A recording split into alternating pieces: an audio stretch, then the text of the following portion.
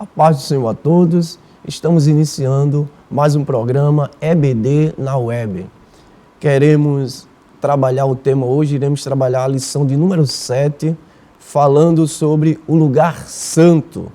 O texto áureo que está em Hebreus capítulo 9 e o versículo 2 diz: porque um tabernáculo estava preparado, o primeiro em que havia o candeeiro, e a mesa e os pães da proposição, ao que se chama o santuário.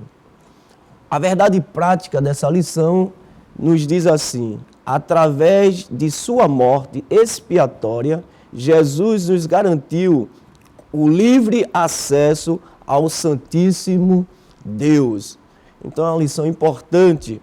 O objetivo geral desta lição diz: conscientizar que devemos prestar um verdadeiro serviço e adoração a Deus.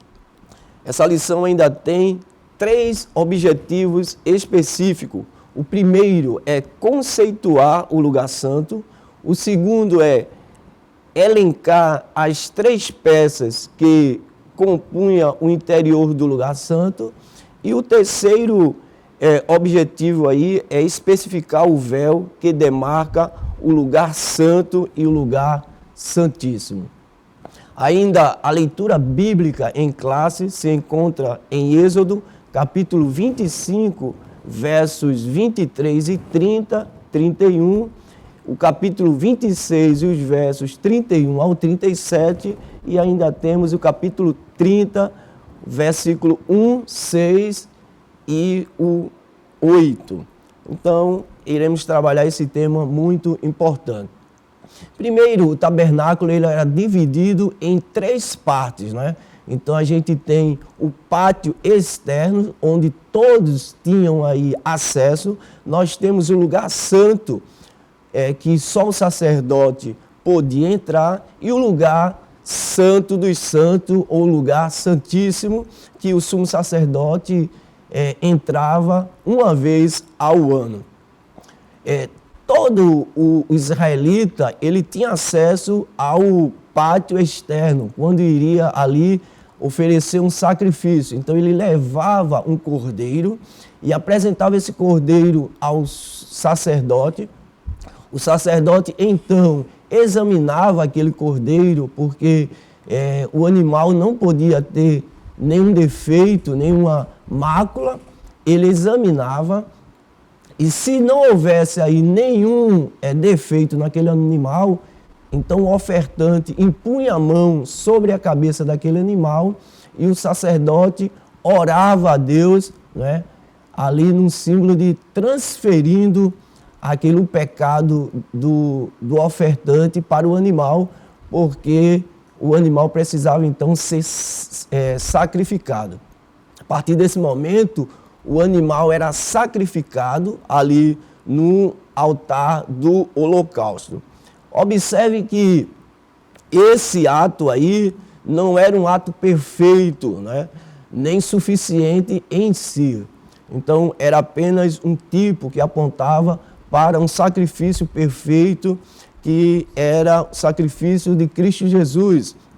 Por isso que Hebreus, no capítulo 9, versículo 11 e 12, está escrito: mas vindo Cristo, o sumo sacerdote dos bens futuros, por um maior e mais perfeito tabernáculo, não feito por mãos, isto é, não desta criação, nem por sangue de bode e de bezerros, mas por seu próprio sangue, entrou uma vez no santuário, havendo efetuado uma eterna redenção. Então, observe aqui que o holocausto é um símbolo, ele simboliza o Calvário, ele simboliza a cruz de Cristo. Aí sim, agora é um sacrifício perfeito em Cristo Jesus. Antes não, era apenas uma sombra, mas agora não. Em Cristo Jesus nós temos aí um sacrifício perfeito. Depois que o ofertante trazia o animal e aquele animal era oferecido ali, então o sumo sacerdote não podia entrar no lugar santo sem antes, não é? Aí passar pelo altar. Pelo altar. Isso nos diz o seguinte, nos diz que ninguém pode entrar em comunhão com Cristo, ninguém pode entrar em adoração sem passar pela cruz de Cristo. Por quê? Porque o altar simboliza a cruz, simboliza o Calvário. Então, antes do sacerdote acessar o lugar santo, ele primeiro tinha que passar pelo holocausto. Então, hoje, ninguém consegue ter comunhão com Deus sem primeiro passar pela cruz de Cristo.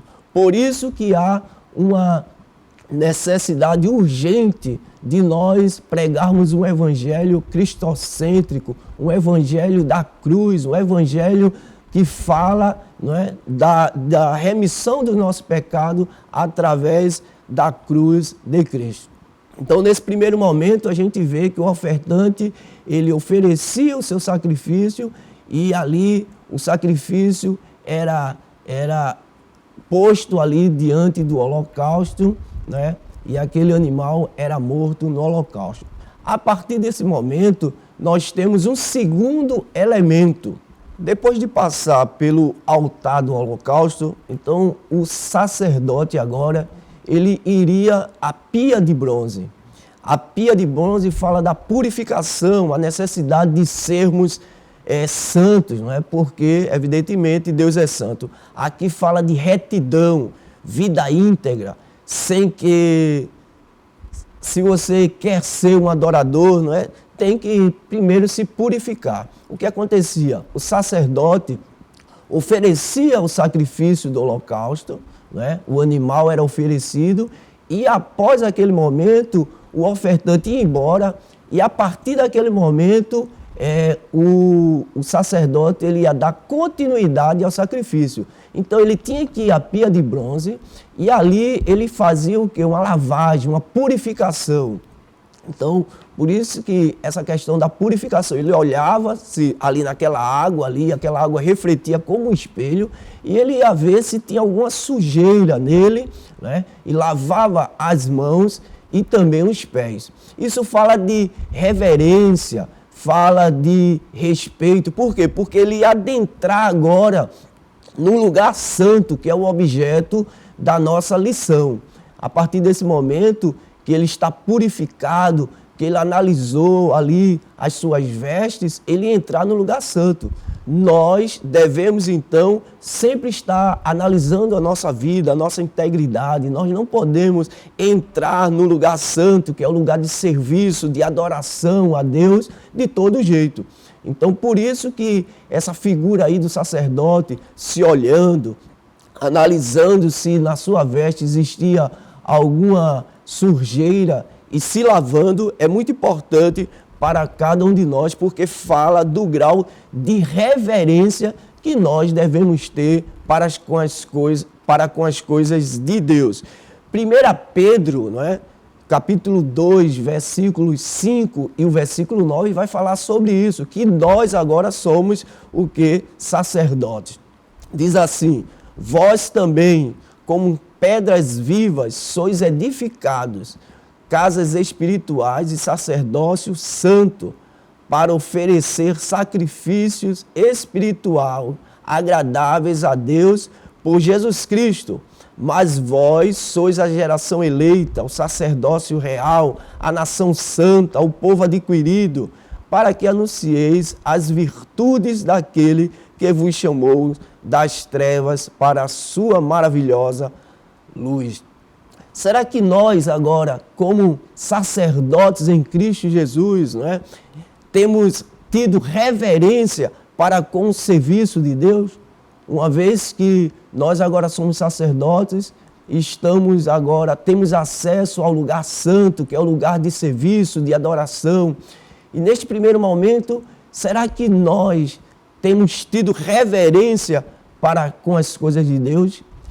Será que nós temos adentrado na presença de Deus, no culto, oferecer o nosso sacrifício de louvor com reverência?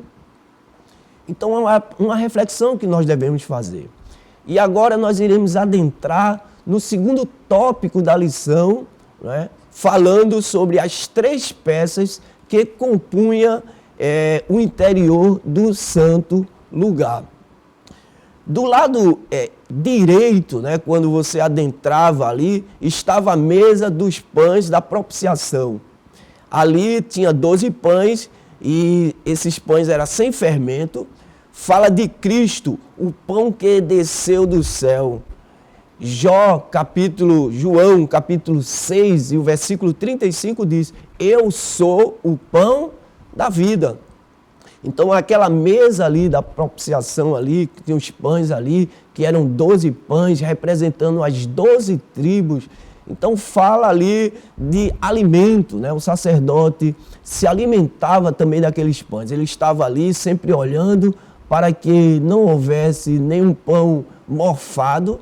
Então todos os dias, pela manhã e à tarde, o sacerdote entrava, ia à mesa, ia examinar ali os seus pães. Tem algum pão mofado, estragado, né? Porque diante de Deus tem que ser tudo perfeito. E ele analisava sempre, e aos sábados ele sempre estava trocando esses pães e se alimentava desse pão. Aqui fala o quê? Da necessidade de nós, cristãos, nos alimentarmos da palavra de Deus.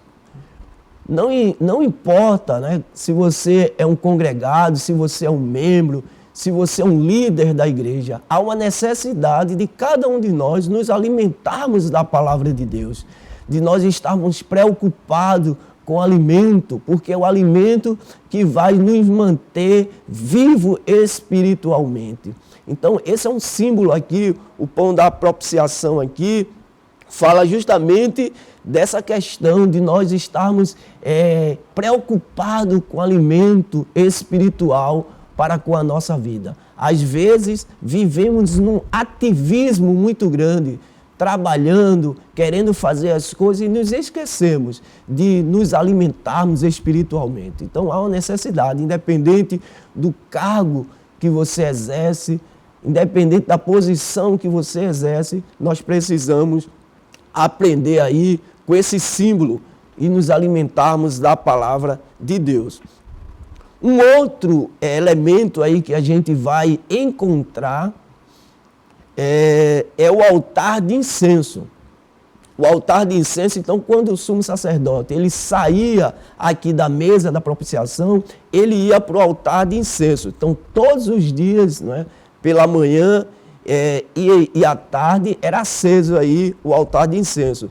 E isto aqui fala de quê? De oração, fala das nossas orações. Então, o altar do incenso fala justamente de oração, não é? E aí é interessante a gente observar a composição do incenso, conforme está lá em Êxodo, capítulo 31 e versículo 34.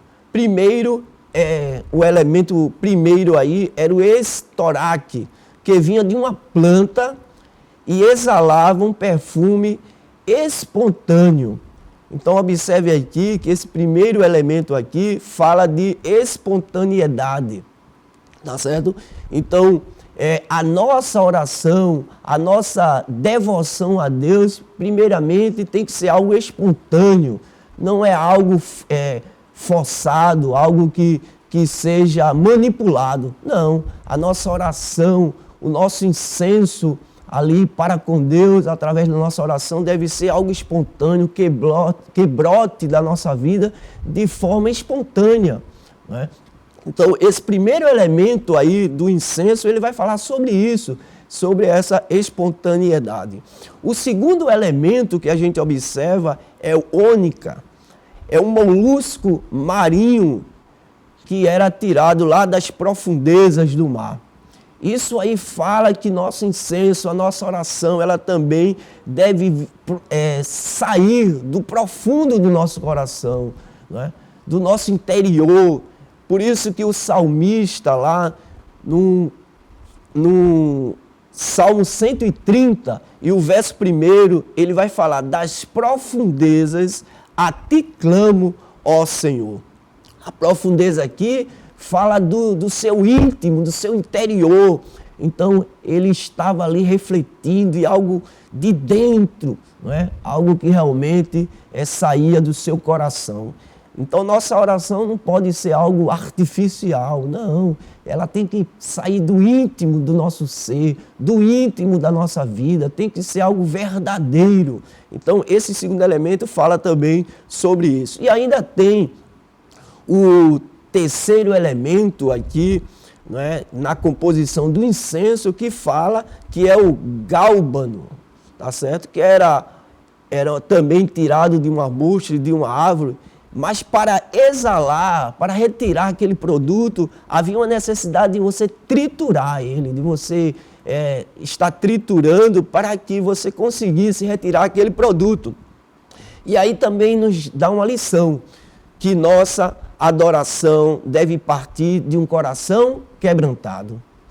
É um coração quebrantado, um coração contrito ali, no qual deve sair a nossa verdadeira adoração para com Deus. Por isso também que em Salmo 51, no verso 1 ao 3, o salmista vai fazer uma oração belíssima e ele vai dizer assim, ó: tem misericórdia de mim, ó Deus, segundo a tua benignidade. Apaga as minhas transgressões, segundo a multidão das tuas misericórdias. Lava-me completamente da minha iniquidade e purifica-me do meu pecado, porque eu conheço as minhas transgressões e o meu pecado está sempre diante de mim. Então observe aqui o quebrantamento. Então nós precisamos aprender com esses elementos, nós precisamos adorar a Deus de uma forma espontânea, nós precisamos adorar a Deus de uma forma profunda, sincera, e também de uma forma de quebrantamento, não é? De uma alma quebrantada. Não algo artificial como muitos fazem, fica aí adorando a Deus de uma forma aparente apenas, não é? Levantando a mão, chorando de forma artificial. Deus, ele conhece o nosso íntimo, então a gente precisa aprender com esses elementos. Depois, o incenso era colocado no altar ali do incenso, e aí precisava do fogo, não é? Então o sacerdote, ele pegava uma brasa lá do altar do holocausto lá fora, ele trazia e colocava ali o fogo no altar do incenso para que aquela composição ali, não é? Ficasse constantemente saindo aquele cheiro suave, agradável a Deus. Esse fogo do altar aí, que era aceso constantemente, fala do fogo do Espírito da nossa vida. Nós precisamos estar com o fogo aceso, o fogo do Espírito na nossa vida. Não é algo, como já falei, artificial, mas tem que ser algo, né, que brote aí de um fogo espiritual, de uma vida com o coração quebrantado, mas acima de tudo, o Espírito Santo atuando na nossa vida. Aí assim Deus vai receber como um cheiro, aroma suave a nossa oração, porque é uma oração sincera que brota de um coração quebrantado em Cristo Jesus. O terceiro elemento é o candelabro, o castiçal de ouro, tá certo? Essa era uma peça única, tá certo? Composta aí, era feita de uma forma única, não tinha emenda. Era uma peça de ouro e também ela era composta por 7 lâmpadas. E aí ela tem algum simbolismo para cada um de nós. Primeiro, uma peça única, né? Era algo sem defeito, algo sem emenda, era algo de ouro. E também 7 fala aí também de perfeição. Aqui fala de Jesus Cristo, né, como a luz do mundo, aquele que, conforme João 8:12 vai falar aí, que ilumina, né, o mundo aí, esse mundo tão obscuro das trevas aí. Então, o candelabro, ele fala da iluminação. E aí fala, como já dissemos, de Jesus Cristo, que é a luz do mundo. Mas aqui também fala para cada um de nós que somos testemunhas, e também somos luz do mundo, conforme Mateus, o próprio Jesus vai falar lá em Mateus, capítulo 5 e o versículo 16. Assim resplandeça a vossa luz diante dos homens, para que vejam as vossas boas obras e glorifiquem a vosso Pai que está nos céus. Então observe que Jesus está chamando a atenção para cada um de nós, porque nós somos também a luz do mundo. E como luz do mundo, nós devemos refletir, não é, a presença de Deus, nós precisamos refletir as verdades divinas. Devemos fazer a diferença, né, nesse mundo de trevas. Será que onde você, onde eu, onde nós temos chegado, será que nós temos feito a diferença? Será que nós temos brilhado? Então essa é a reflexão. Observe que o ambiente ali, né, era iluminado por esse candelabro. O sacerdote ali, ele ia no pão da propiciação, depois ele ia lá no altar do incenso e depois ele ia ali acender aquelas lâmpadas ali para iluminar o ambiente. Por isso, uma coisa interessante que nós vemos aqui, que o sacerdote, ele ia constantemente ali nas lâmpadas, tirando toda a impureza. Para quê? Para que aquelas lâmpadas, aquelas 7 lâmpadas ali, ela pudesse brilhar o máximo possível, né? Ela estivesse sempre brilhando na sua totalidade. Então, para isso, ele ia e sempre estava tirando aquelas impurezas. Isso aí reflete, não é? Tem uma reflexão também para cada um de nós. Nós, como luz do mundo, precisamos estar analisando a nossa vida, tirando as nossas impurezas, procurando fazer uma reflexão das nossas ações, procurando ver aquilo que está diminuindo a luz de Cristo em nossas vidas. Precisamos refletir. Uma vez que nós estamos em Cristo Jesus, nós não estamos isentos de pecarmos, de errarmos. Então, por isso que é uma necessidade de estarmos fazendo uma reflexão sobre a nossa vida e tirando tudo aquilo, toda aquela impureza que possa ofuscar o brilho de Jesus Cristo. Então, nesse momento aqui, nós vemos os elementos, não é, que compõem, os 3 elementos que compõem aí o lugar de adoração, que é o lugar santo ali. Esses 3 elementos aí, conforme foi estudado. Num tópico terceiro da nossa lição, vai falar o véu que demarca o lugar santo e o lugar santíssimo. Esse é o terceiro tópico aí, tá certo? A gente já, nas lições passadas, já foi falado sobre os véus.